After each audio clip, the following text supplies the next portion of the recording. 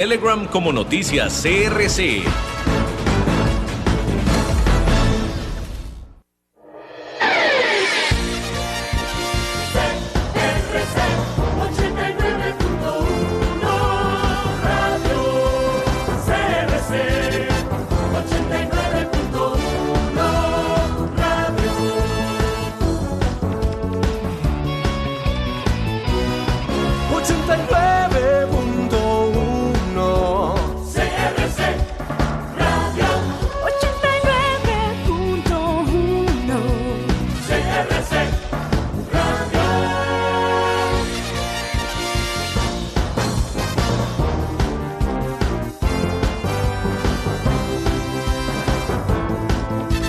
CRC 89.1 Radio y Cadena Radial Costarricense no se hacen responsables por las opiniones emitidas en este programa. Es tiempo de tender la red democrática y mostrar la Costa Rica del futuro hacia la cual debemos caminar. Con ustedes, Jonathan Prendas, aquí por CRC 89.1 Radio. Saludos, ¿cómo están? Bienvenidos a una nueva emisión de Red Democrática, el programa que suma voces, experiencias, expectativas, aspiraciones y decisiones, que es a final de cuentas la suma de todo lo que puede generar un mejor país para que usted que se encuentra ahí en casa o trabajando y nosotros también podamos tener una mejor calidad de vida, no solo para el presente, sino para el futuro. Recuerde que si todos los días sembramos la semilla que va a germinar adelante, nuestros hijos y nuestros nietos van a tener un mejor país para vivir. No nos vamos a cansar en Red Democrática de explicar esto al inicio de cada programa, porque todo lo que se diga en el transcurso de cada una de las emisiones, de las 140 emisiones con la de hoy, pues lo que pretende es generar una percepción, una forma de pensar totalmente diferente que simplemente ver un problema. Aquí aportamos soluciones. Recuerden que, como decían nuestros abuelos, si usted no es parte de la solución, usted es parte del problema. Y es ahí en donde nosotros tenemos que evitar que las cosas se puedan desarrollar de una manera más equivocada.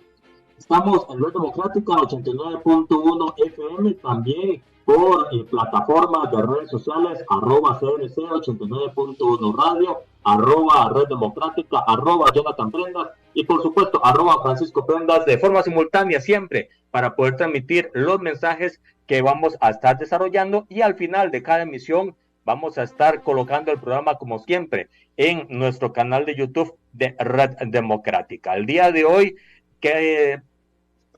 vamos a estar compartiendo los detalles del informe del estudio de opinión político-electoral de don Iván Barrantes, que ya por tercer mes consecutivo tiene una lectura, una fotografía de lo que está pasando en Costa Rica, una fotografía hecha a 2,000 personas en todo el país. Es una muestra bastante amplia estadísticamente hablando, y sobre eso es que vamos a generar las perspectivas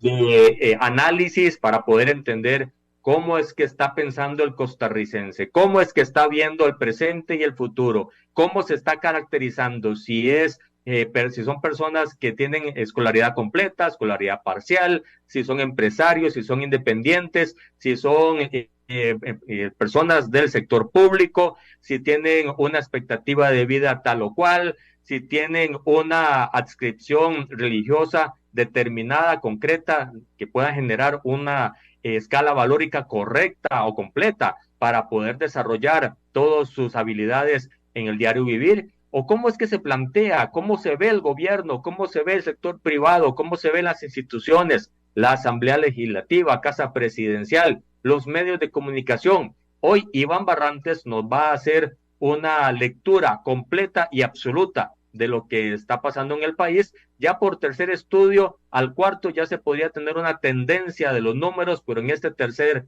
informe ya podemos estar pues viendo las razonables líneas por las cuales Costa Rica se está moviendo al ya año y medio del gobierno de don Rodrigo Chávez. Estamos en Red Democrática, ya en pocos minutos va a estar ingresando a la transmisión don Iván Barrantes para poder transmitir todos los datos, pero les voy a compartir uno que particularmente me llamó la atención. Y este informe lo que trae son preguntas muy concretas, respuestas muy concretas, no hay por dónde perderse, y hay una pregunta específica que dice cómo es la percepción del país a futuro. Es decir, dice acá, el optimismo va a mejorar, la economía va a mejorar en los próximos 12 meses.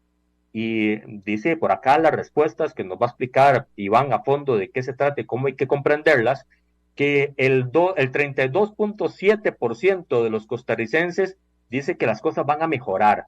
No cambiará la situación económica del país, dice el 45.6% de los entrevistados, de las 2,000 personas, y empeorará, es decir, que no le ven un futuro halagüeño, más bien las señales que emite el país no le son de tranquilidad hoy y menos mañana, lo dice el 19.7% de las personas, solo un 2% no respondió a esta pregunta, lo cual genera una pues perspectiva totalmente clara de lo que está pasando en Costa Rica. Eso es lo que vamos a hablar el día de hoy en la emisión número 140 de Red Democrática, un programa que ya esta semana ha estado abordando temas sumamente importantes. Empezamos haciendo una lectura comparativa Costa Rica-El Salvador con los amigos de Borges y Asociados. Estuvimos también con pues invitados especiales como don Ewald Acuña, que dio una perspectiva diferente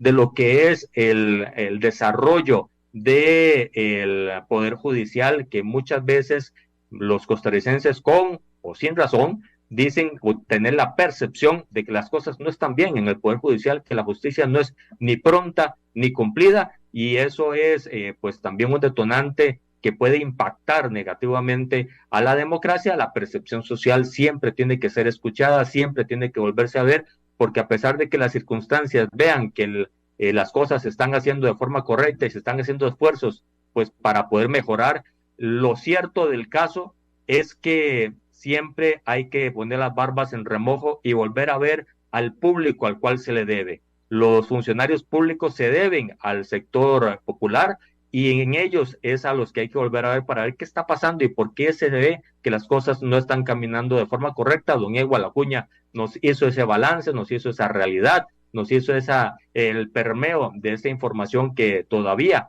está resonando en las redes sociales y que usted puede accesar en nuestro canal de YouTube para poder generar pues un condimento totalmente diferente a esta área del país, uno de los 3 poderes de la República, un poder que normalmente muchos ven intocable, otros dicen que son inalcanzables, pero que al final de cuentas, decía don Ewald Acuña en el programa del día de ayer, y que tiene que tener resonancia en los estudios de opinión que estamos analizando, tanto el del lunes como el día de hoy, que el costarricense quiere llegar a la sala de emergencias del hospital en el Poder Judicial, es decir, a juicios para poder resolver las cosas. Y se brinca el tema que fue equiparado en el programa con los EBAIS y las clínicas, es decir, hay una institucionalidad del Poder Judicial propensa y totalmente al servicio del costarricense para poder resolver conflictos con negociación, con justicia restaurativa, con otras formas de encontrar la solución a los problemas. Y eso es algo que tiene que llamar la atención, eso es algo que tiene que ser reflejado en el diario vivir del costarricense para bajar lo que algunos han dicho manía del costarricense de judicializar absolutamente todo. Pero eso lo pueden repasar en el programa del día de ayer. En el de hoy nos abocamos a escuchar a Iván Barrantes en el informe del tercer estudio de opinión político electoral. Muy bueno, nos lo pasó a tempranas horas de la mañana en primicia. Lo estamos viendo aquí en Red Democrática por tercera ocasión consecutiva. Calzamos perfecto, don Iván Barrantes, para poder darlo a conocer a todo Costa Rica. Bienvenido. Hola Jonathan, buenos días, muchas gracias por la invitación, buenos días a todos los que nos escuchan por la radio, los que nos ven por diferentes plataformas, y pues sí, aquí estamos, está tan recién salido del horno que colapsó ahorita el computador de tantos archivos. Pasó toda la noche terminando de curarlo. No, no, es que cuando se trabaja en esto, uno va combinando y viendo información, entonces vas como que dejando muchos archivos abiertos en el computador, y ahora que lo abrí, él se había apagado, entonces se reinició y duró un montón, porque lo tenía reventado, ¿verdad? Y anoche esto salió a las 12, que lo terminamos. Como te expliqué, habíamos cambiado software y nos pusimos muy exquisitos y la curva de aprendizaje ahí nos comió, pero ya, Siempre ya, ya, pasa. ya tenemos domado al potro, sí. Dos cosas, porque alguna gente me dice, pero si es de julio, ¿por qué salió hasta ahora? Primero, un tema de lluvias que atrasa el campo muchísimo. Imagínate que nosotros promedio hacemos 200 casos diarios o Sí. más. Y Con la coincidió con la época de suma lluvia. Claro, con las lluvias eso se te baja a 140, 120 inclusive, o sea, es una productividad muy, muy baja. Con dos, tres feriados en el periodo 25 de julio, el de la romería, o sea, fue un campo complicado, pero en estas cosas 1 o 2 semanas de desfase no hace la diferencia, ¿verdad? Y vos Así en un es. mes, digamos en septiembre, lo que midas está captando el humor que se construyó en agosto y así sucesivamente, ¿verdad? Entonces no hay desmadre. Lo que me pone contento es que la gente ya como que lo espera, entonces pasada cierta fecha ya empiezan a preguntar, ¿verdad? ¿Qué está pasando? Pero bueno, aquí está, esto es de julio, un campo que se arrancó el 25 de julio. Nosotros típicamente arrancamos la última semana del mes en curso para terminarlo en la primera, por ahí del 10 del siguiente, y estar máximo un 20 cada mes entregando, entonces aquí nos desfasamos casi una semana y algo. Pero aquí está. Iván, Iván, quisiera empezar, si me lo permitís, haciéndote una pregunta quizá muy general.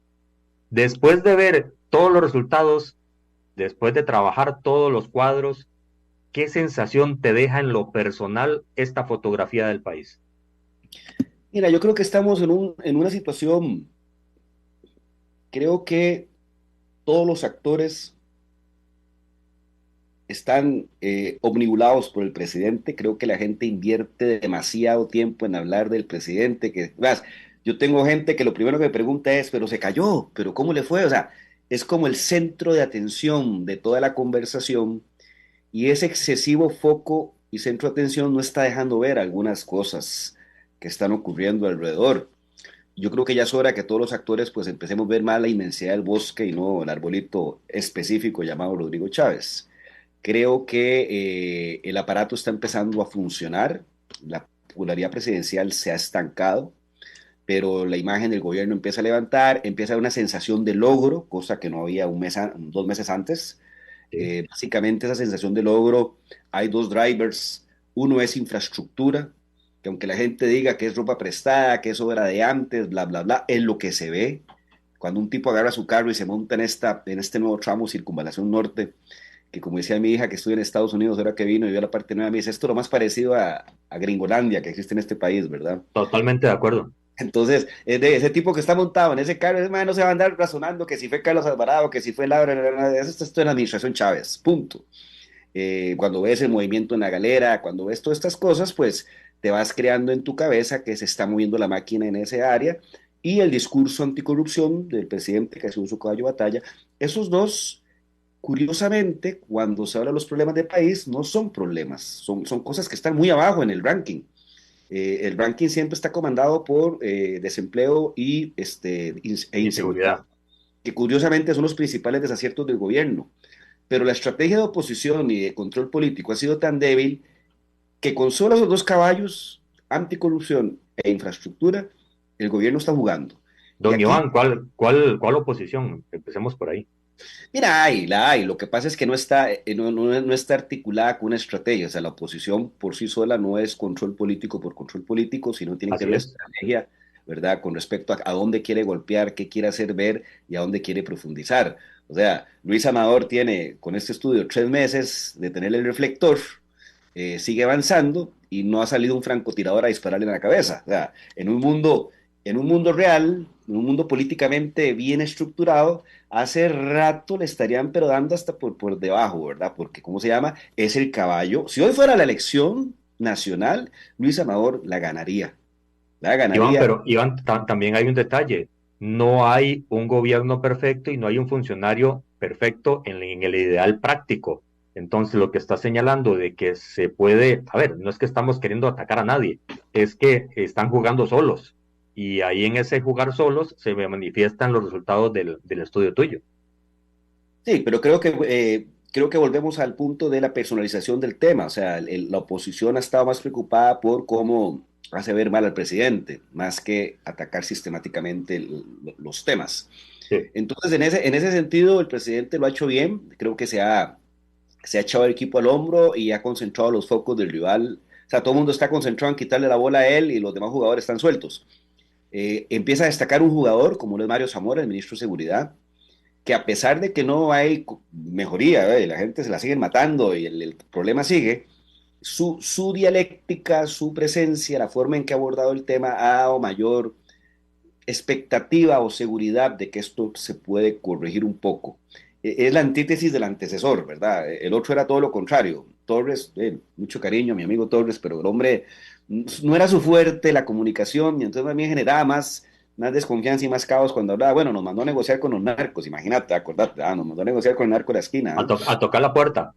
Exactamente, entonces sí, la diferencia es abismal y eso se ve y es un tipo que genera, Mario Zamora, seguridad. Digamos que esos dos son los ministros que más destacan después del presidente y que se están echando el equipo al hombro, por decirlo así. Uno creando una expectativa de que la situación puede mejorarse y el otro con la visibilidad que tiene la gente de obra pública, infraestructura, que de nuevo, ni discutamos si es heredada o no heredada, eso no viene al caso para el común de los mortales que lo está viendo y está viendo que la tierra se mueve y que la cosa está pasando, ¿verdad? Hecha esta reflexión inicial, Iván, contándonos el detalle del informe. ¿Qué encontraste? ¿Cuáles cambios vienen del anterior, puntualmente hablando? ¿Cómo está la mente, la conciencia de los costarricenses en este punto? Una cosa que me llamó poderosamente la atención es cómo la variable costo de vida, había una triada que era inseguridad, desempleo y costo de vida como principales problemas, que era lo que mandaba, ¿verdad? Ya para esta medición ya se había visto en la pasada, pero de una medición a otra no puedes marcar una tendencia. Ahora sí ya fue más marcado que el costo de vida ha venido reduciendo su peso eh, en cuanto a problema nacional. Pareciera, y cuando eso lo ves con las expectativas de la economía y la situación económica del país, ha mejorado mucho los indicadores como venían. Pareciera que hay una idea de que efectivamente, digo pareciera porque no hay ningún estudio, ningún número que lo venga a demostrar, será tarea, ¿verdad? Entender si la gente ve los precios más bajos, a ver si la gente entiende, ya preguntar específicamente por el tema, ¿verdad? Pero pareciera, y por algunos reportajes que he visto, que alguna gente ha aclarado que empieza a haber reducciones en los precios al consumidor, pareciera que hay una percepción de que efectivamente el costo de vida ha bajado. Ahí queda la tarea de ver si eso es algo real o si es un efecto del discurso oficialista que ha estado muy apalancado en variables tales como la economía está creciendo, hemos bajado la inflación, somos campeones en bajar la inflación, la inversión extranjera, la noticia ayer de Intel de 1.500 millones, ahí de nuevo las percepciones, o sea, una negociación con Intel para que invierta 1.500 millones no sucedió 2 días con la visita del presidente de Estados Unidos, eso viene negociándose hace rato, simplemente le toca a él hacer el cierre de la venta, ni el cierre de la venta, el protocolo, esa venta está el anuncio. Claro, pero la gente no se cuestiona eso. Simplemente el hombre, casi que en la mente, un montón de personas, el hombre fue a Washington, convenció a Biden, levantó el teléfono, ¿cómo se llama? Y convenció al Intel para que invierta plata acá. Así funciona el simplismo, ¿verdad? De la calle. Entonces, la suma de todos esos factores podría estar generando una confianza en los consumidores de que la economía Iván, no tendrá relación con la escala de socioeconómica de las personas. Es decir, los que están mejor creen que las cosas están mejor y los que están peor son los que no necesariamente reflejan una opinión tan favorable, o esa no es tan así la métrica. No están así, no están así porque el mundo funciona por expectativas. O sea, usted puede, en Argentina tenía un refrán que decía la gente es pobre en dinero, pero millonaria en expectativas. O sea, usted por más mal que esté económicamente, si empieza a recibir buenas noticias, empieza a construir en su cabeza que esto puede mejorar y usted se construye una expectativa, a pesar de que en el momento, en el mundo real, hoy la cosa no esté tan bien. Entonces, no es tan racional el asunto, ¿verdad? Definitivamente los segmentos que están muy bien, pues definitivamente tal vez es indiferente todo lo que esté pasando. pero es un porcentaje muy pequeño de la población. Y acuérdate que el estudio lo que pretende captar es el volumen, la masa crítica, que básicamente es medio medio, popular, lo que llaman popular alto, porque el popular bajo, bajo, bajo es muy difícil accesarlo. Entonces no es tan así, es más un tema de expectativas. Hay una expectativa, hay una percepción de que la economía está mejorando, que el costo de vida está mejorando, más no así la seguridad y el desempleo, y que los números así lo demuestran. O sea, los números de seguridad, yo creo que vamos a llegar a los 1000 homicidios este año, al paso que vamos, ¿verdad? Récord en la historia. Estamos a las puertas de los 600 ya. Exactamente, podría llegar casi a los 1000, o sea, sí, podrías andarlos pellizcando, si se mantiene este promedio de casi 10 diarios que estamos teniendo. Y el desempleo no mejora, lejos de eso el mercado laboral se ha reducido, han desaparecido puestos de trabajo, porque es imposible crear empleos si el 85% de actividad económica, que es el régimen definitivo, no crece.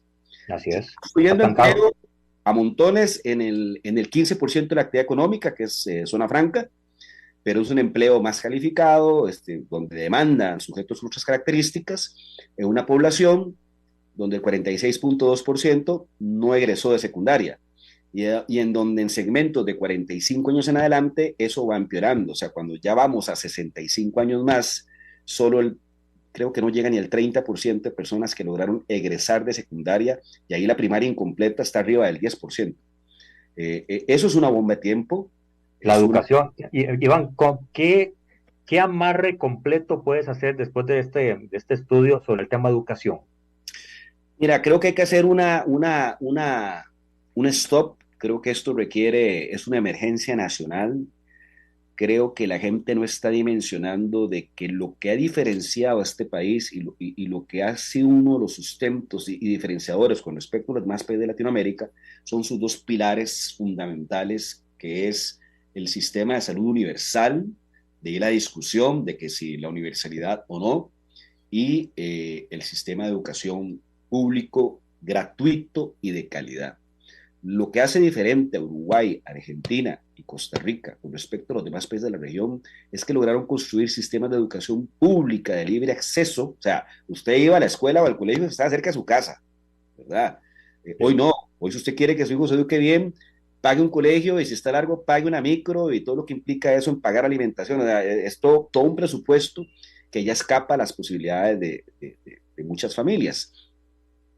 Entonces, cuando se destruye ese principio de la educación pública, gratuita y de calidad, se destruye algo que es vital en una sociedad, que es la construcción, lo que llamamos la construcción de accesos y oportunidades. ¿Qué significa eso? Y es una cuestión más sociológica, inclusive, sociológica, antropológica inclusive.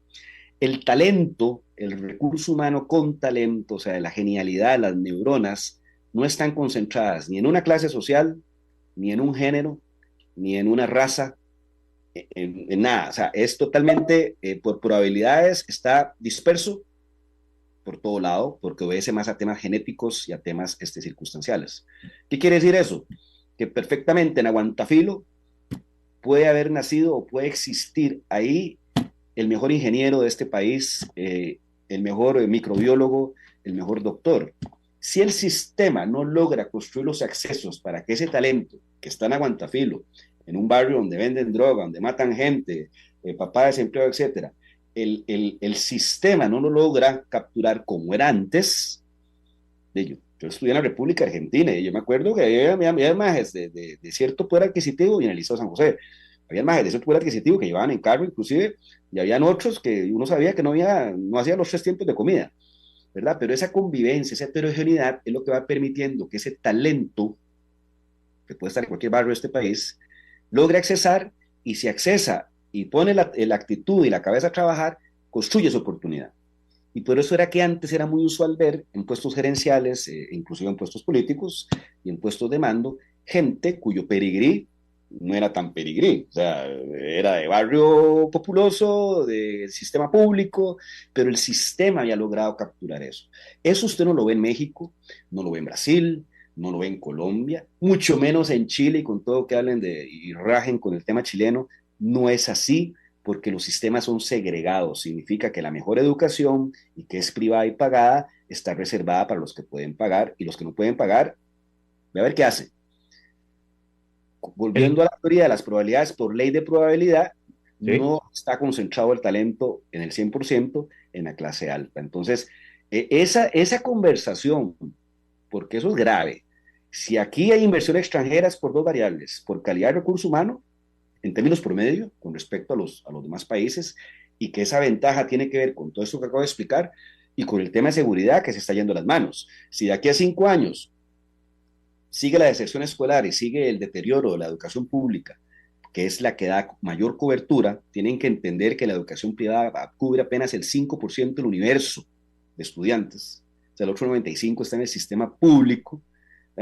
La gente habla del sistema privado, pero es que eso es una visión burbuja, eso es un tema de privilegiados. La realidad es que la mayoría, la gran mayoría, está en el sistema público. Entonces, si el sistema público no está en capacidad de producir alumnos o egresados, ¿verdad? Con preparación, en 5 años usted va a pagar la factura. Entonces ya ese recurso humano promedio ya no va a existir. Entonces ya el análisis entre Guatemala y no quiero ser peyorativo con Guatemala, pero es la realidad. Entre Guatemala y Costa Rica no hay mucha diferencia, la energía eléctrica más barata allá, etcétera, hay menos tramitología. Y usted sabe cuál va a ser la decisión. Hoy la decisión de que a pesar que este sea un país muy caro, es que se compensa con la calidad del recurso humano que ofrece productividad.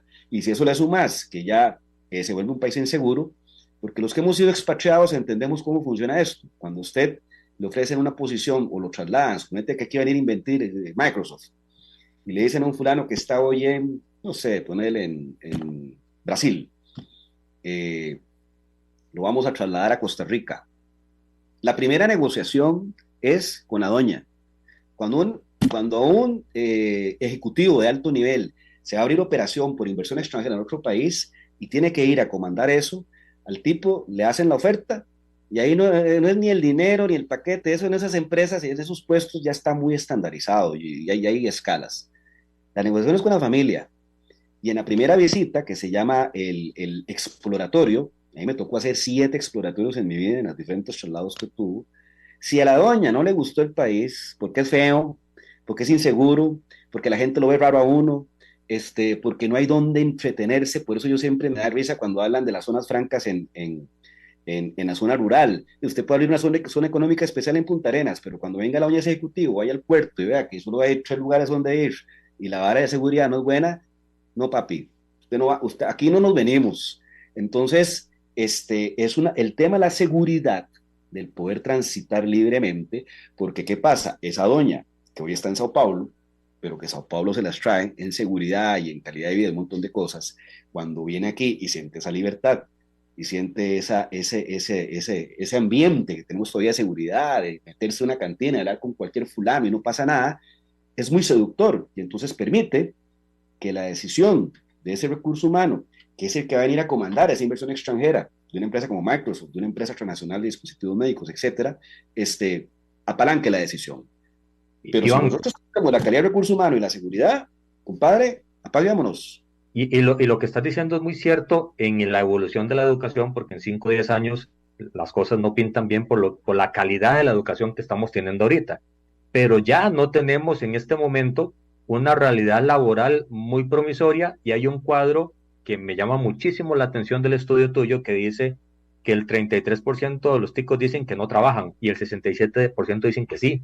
Y a la hora de segregar al 67%, el 33% está en el sector independiente. Correcto. Quiere decir que las cosas la máquina no está funcionando como debería. No está funcionando. Estos son los mercados laborales más frágiles de Latinoamérica. De hecho, para que te des una idea, en países como Chile, digamos, tengo bastante cercanía, ya cuando la informalidad está arriba del 25%, se prenden las alarmas. Imagínate, o sea, vea las diferencias. ¿Por qué? Porque la informalidad es sinónimo de no cotizar para una pensión a futuro y eso es un problema social fuerte, que tal vez hoy no es tan visible, pero a futuro con una población más vieja va a explotar. O sea, de aquí a 20 años, cuando la mayoría de la población esté con pensiones de 100, 150 mil colones, esto no camina por ningún lado, ¿verdad? Tiene un problema de calidad de vida, tiene un problema de frustraciones y de otra serie de cosas muy serias, porque yo creo que no hay nada más frustrante porque hay que quitarse la imagen del independiente, del consultor que gana buena plata o el abogado que le va bien. La mayoría independiente estamos hablando de comerciantes, gente que camaronea, diseñadores o contadores o majes freelance, y yo creo que no hay nada más complicado de, pasan los días y usted no cierra nada, pa. Y no solo eso, Iván, sino que, y vamos al siguiente cuadro que dice la capacidad de ahorro. La gente a la cual te estás refiriendo, comerciante normalmente, va al día a día, porque dice que el 75% del tico no ahorra. A ver, no, es más grave que eso, después esto va segregado. 50% no termina el mes, ¿ok? ¿Cómo se las arregla? No lo preguntamos, pero me lo puedo imaginar, de jineteo con tarjeta, gota a gota, fiado en la pulpería, la decisión entre cómo o el pase, dejo la plata en la casa y yo me voy con un yodo ahí, me la aguanto y después como una choza en la noche, o sea, mil y un combinaciones, la gente es creativa para sobrevivir. Entonces ese 50% que no le alcanza para cerrar, ese ni le preguntemos por ahorro, evidentemente no va a ahorrar. Al otro 50% se le pregunta, bueno, usted termina el mes, ¿tiene capacidad de ahorro? Solo un 25% dice que tiene capacidad de ahorro y ese 25%, más del 50, casi el 70% es entre 1 y 10% de su ingreso. O sea, lo que estamos en presencia es de una población que no les está alcanzando, al que le alcanza no ahorra, con las consecuencias a nivel de economía que tiene el no ahorro.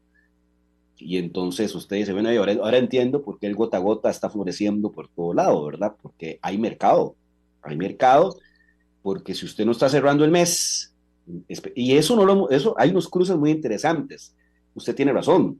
La mayoría de los que no están cerrando el mes son los que en el mercado laboral están establecidos como independientes. Uh-huh. Y tiene lógica, porque cuando usted es independiente, usted no tiene asegurado el cheque de fin de mes, y al no tener asegurado el cheque de fin de mes, no es posible hacer una programación estable. ¿Entiende? Entonces ahí todo va cruzando.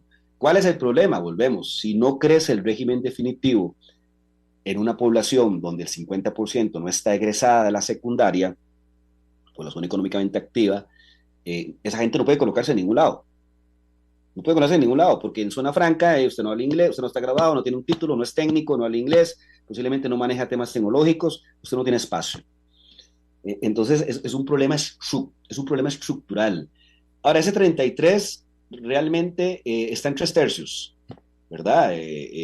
Un tercio que es desempleado como tal, un tercio que es gente que está estudiando, la mayoría entre el rango de 18 a 35 años, 18 a 24, casi todos están estudiando, según la declaración que hay ahí, y un tercio de pensionados, que la mayoría están en 65 más.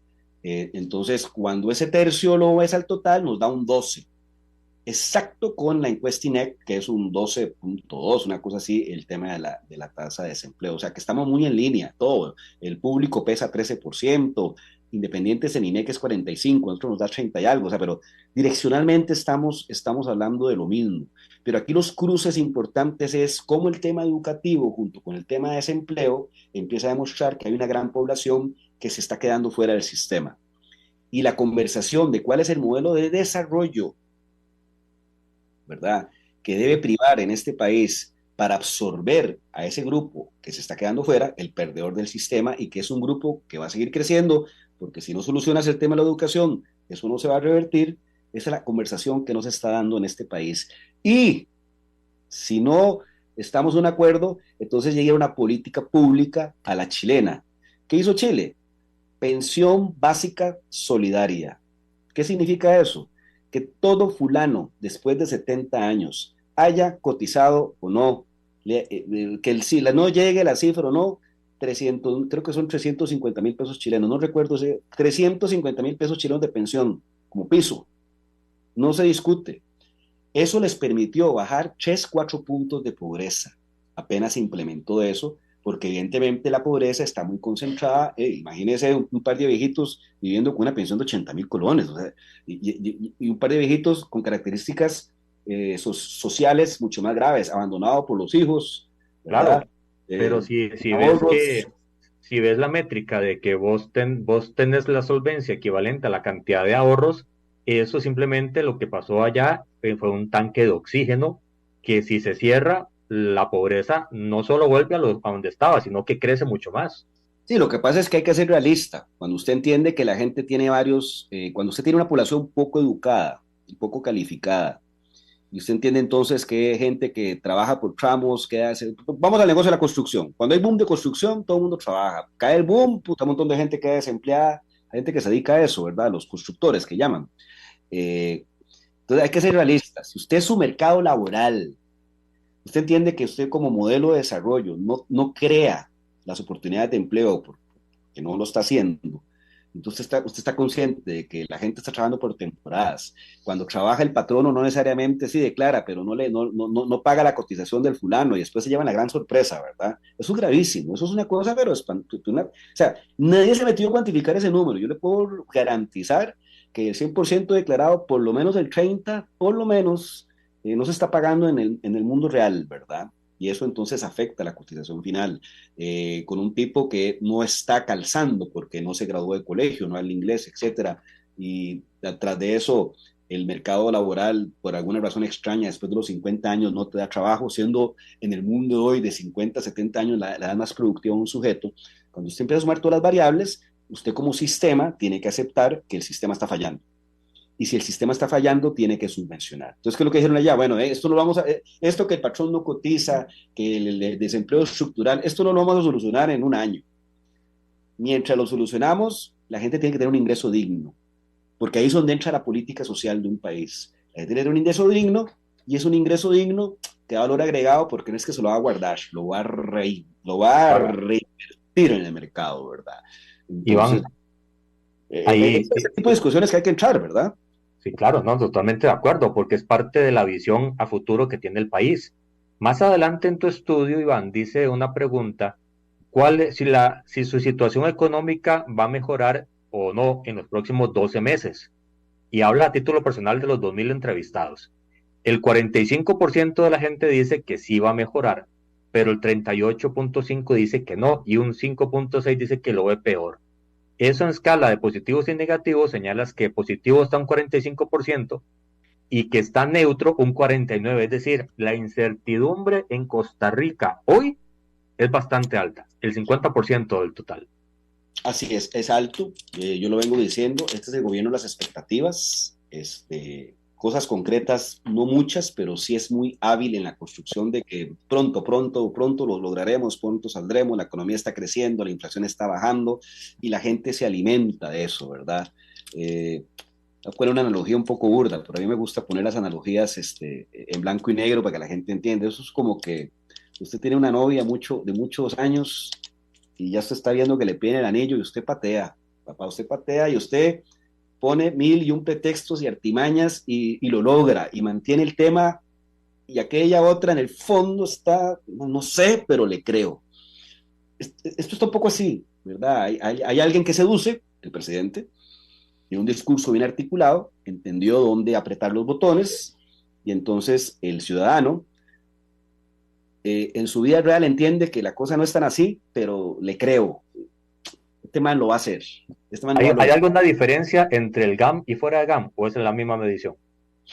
No, hay diferencias. Definitivamente fuera del GAM, tomando como fuera del GAM, Guanacaste, Limón, Punta Arenas, los números son mucho más dramáticos en todo. Son como dos mundos distintos. Este país, lo que es la GAM y lo que es fuera de la GAM, porque acordate que mucho del modelo de desarrollo de los últimos años es prácticamente vallecentrista, por hablar así como tus amigos los progresistas, que les gusta ponerle todo el ismo.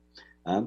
Entonces, sí, la diferencia es, ahí en la presentación no vienen las divisiones, o sea, este estudio es mucho más potente a nivel de los cruces, que son cosas que se quedan ya in-house Así y es. que se trabajan por requerimiento, o sea, parte del trabajo es que mucho fulano que tiene acceso a la presentación y trabaja para cierta área, para cierta industria, para cierto partido, entonces empieza a pedir cosas ya más específicas. Por ejemplo, hoy en la mañana me dijeron que se había posibilidad de hacer una ficha o un perfil de quién es el chavista. Y yo, por supuesto, yo le puedo decir en qué rango está concentrado, en qué zona geográfica, si trabaja o no trabaja, si le alcanza la plata o no, si está ahorrando o no. A grosso modo, ¿cómo lo puedes perfilar? A grosso modo, te lo puedo perfilar como alguien de este sector privado, no tanto el sector público, mucho independiente, de un rango fuerte sería 35 a 44, entre 44 y 65 años. Ese es el fuerte, que es la gente donde más está doliendo el zapato, porque no es ni tercera edad, que ya está como resignado y que está muy casado con el tradicionalismo de los partidos fuertes, grandes como el PUS o el PLN, ni es un joven de 35 años para abajo, donde toda esta discusión de los ticos con corona, los ticos sin corona y todo este rollo, sí. Por un tema histórico, no es con él ese tema, ¿verdad? Entonces digamos que ahí está, y más urbano que rural. ¿Por qué más urbano que rural? Porque mucha de esa población se ha concentrado en los anillos urbanos o en las grandes poblaciones, en las grandes barriadas, ¿verdad? De ahí que Chávez tuviera tan buenos resultados en primera vuelta en la provincia de San José, ¿verdad? Que es donde está la mayoría de esos anillos y de esas zonas, toda esa parte de los barrios del sur, por ejemplo, toda esa zona de La Abuelita, Guantafilo, Colonia Kennedy, Sagrada Familia, Tillo, San Sebas, Sanfra, o sea, los que hemos andado por ahí sabemos que esa carajada ahí es no jugando, ¿verdad?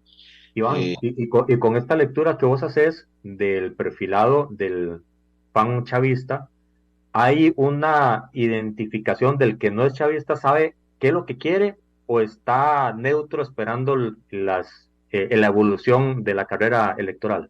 No sé, no he hecho ese cruce o meterme a profundidad, pero eso es fácil hacerlo porque es de los que dicen de los que califican al presidente muy mal o mal, que es un 20% de la población. Es cuestión de empezar a hacer las aperturas y ahí lo es, pero no, esto recién estamos a nivel macro, de aquí los próximos 15, 20 días es empezar por pedido. Nosotros tenemos ya nuestras rutinas más o menos establecidas, que no las compartimos porque no se trata de eso, ¿verdad? Compartimos el documento macro porque creemos en que la gente tiene que estar informada y no desinformada. Pero como dice el refrán, la mejor investigación es la que no se ve. O sea, que es todo este tipo de inquietudes y de cruces de información, ya tiene uno la claridad de qué es lo que está pasando. Hay una parte, ya antes de entrar en los 10 minutos que nos quedan de programa, Iván, a la parte de cómo se ve el gobierno, las personalidades, quién va destacando y la parte final del informe normal, se mantienen las tres preocupaciones iguales: delincuencia, desempleo y costo de vida. Son las tres mismas de los últimos 3 estudios. Sí, porque mi seguridad ha crecido, no ha cambiado. Desempleo, no es que se ha creado más empleos, más bien se han destruido puestos de trabajo.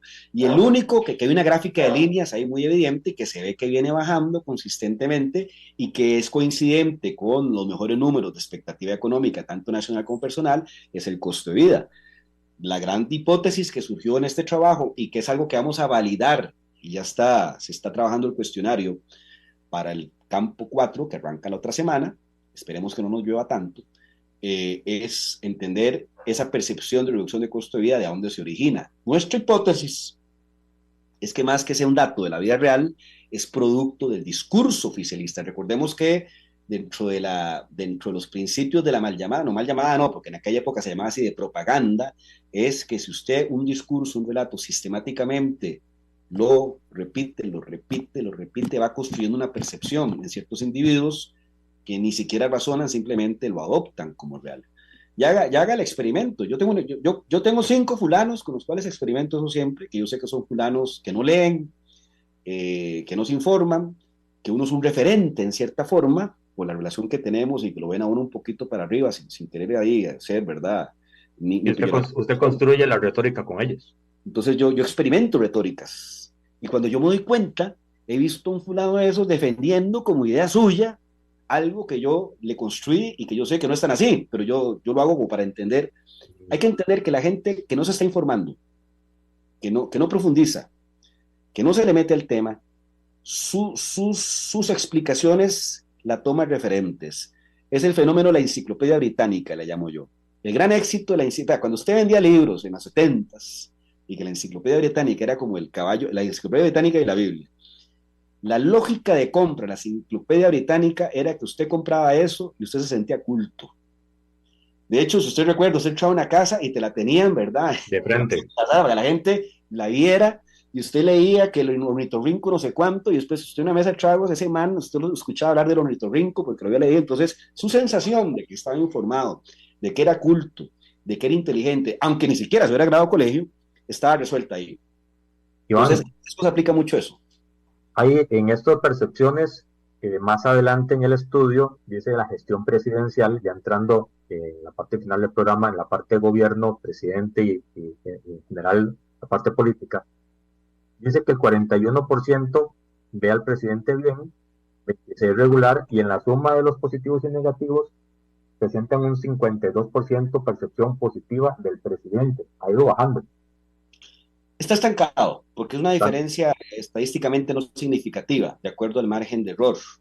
Yo nunca juego con eso, porque el margen de error puede ser para abajo, puede ser sin 49, no 50, Así es. ¿verdad?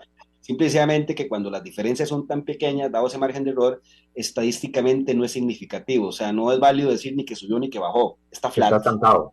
Pero si te das cuenta, el gobierno sí subió 6 puntos. ¿Sí? Entonces, viene ahí la gran pregunta, esa es la otra hipótesis. En una tendencia del gobierno que siempre ha estado más bajo que la popularidad del presidente y que venía bajando, pues, empieza a subir, pero el presidente está estancado. ¿Qué significa eso? Que la retórica presidencial ya tocó techo y está ya ahí, los que lo aman y lo odian, y es ya la institucionalidad y otras cosas las que están empezando a tener peso, porque curiosamente la sensación de logro subió. El estudio pasado, 56% de las personas no sabían responder logros de este gobierno. Ese 56 se redujo a 30 y algo, considerablemente.